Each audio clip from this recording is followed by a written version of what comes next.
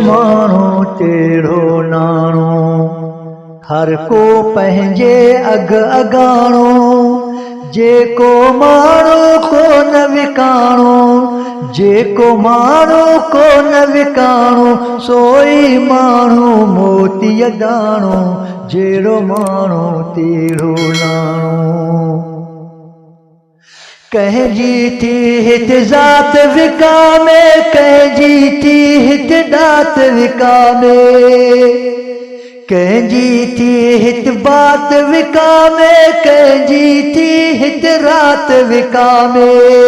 हेॾे विकिरे जो न विकाणो, हेॾे विकिरे जो न विकाणो, तंहिंखे मिलियो जेल ऐं थाणो, जहिड़ो माण्हू तेड़ो नाणो।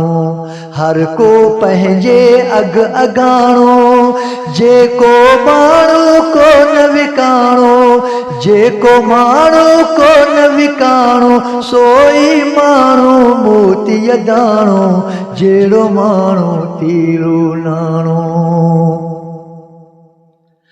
कंहिंजो थो हित रत विकामे, कंहिंजो थो हित सत विकामे, कंहिंजी थी हित मत विकामे, कंहिंजी थी हित पत विकामे।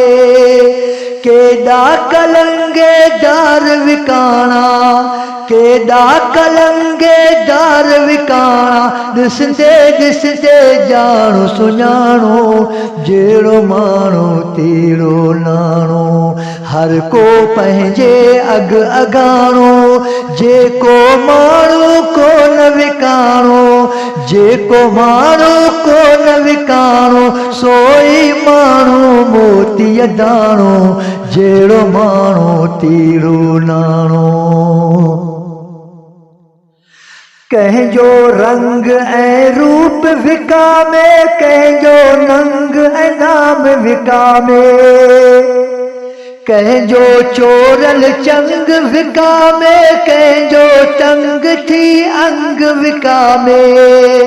लाश लखे हित रोज़ विकामन, लाश लखे हित रोज़ विकामन, नाहे कोई टाइम टाणो, जहिड़ो माण्हू तेड़ो नाणो। हर को पंहिंजे अग अगाणो, जेको माण्हू को न विकाणो, जेको माण्हू को न विकाणो, सोई माण्हू मोतीअ दाणो, जहिड़ो माण्हू तेड़ो नाणो। सुबुह ऐं सांझी पीअंदे कांझी, मुंशी मूर न विकिया माझी, मिस्रीअ माखीअ खां बि मिठा मूं, अहिड़ा के इंसान ॾिठा मूं।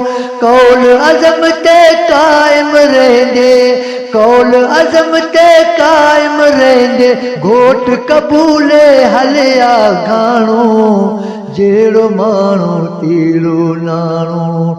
हर को पंहिंजे अग अगाणो, जेको माण्हू को न विकाणो, जेको माण्हू को न विकाणो, सोई माण्हू मोतीअ दाणो, जहिड़ो माण्हू तेड़ो नाणो, जहिड़ो माण्हू तेड़ो नाणो।